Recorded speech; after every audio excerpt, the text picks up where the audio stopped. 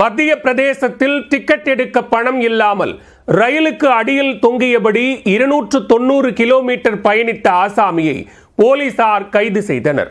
ரயிலில் சக்கரத்தை இணைக்கும் இரும்பு உருளையில் அமர்ந்து உயிரை பணயம் வைத்து பயணித்த இளைஞரின் திக் திக் நிமிட பின்னணி என்ன?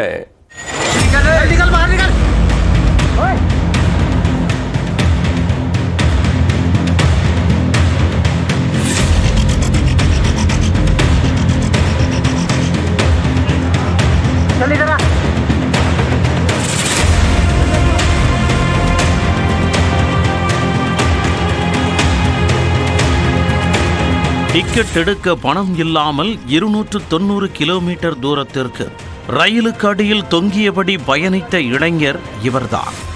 கண்ணுக்கு தெரியாமல் ரயிலுக்கு அடியில் பதுங்கி பயணித்த இளைஞருக்கு அதிகாரிகள் வைத்த அதிரடி ட்விஸ்ட் என்ன?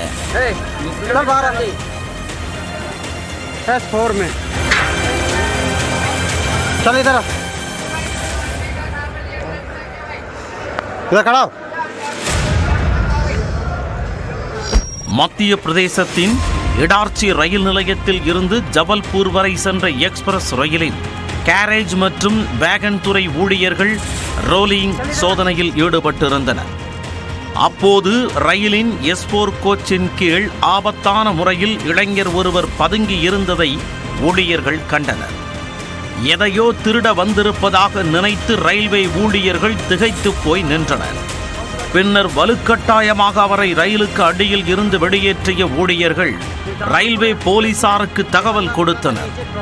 உடனே அங்கு வந்த போலீசார் இளைஞரை அழைத்துச் சென்று தீர விசாரித்ததில் அவர்கள் மிரண்டு போனார்கள்.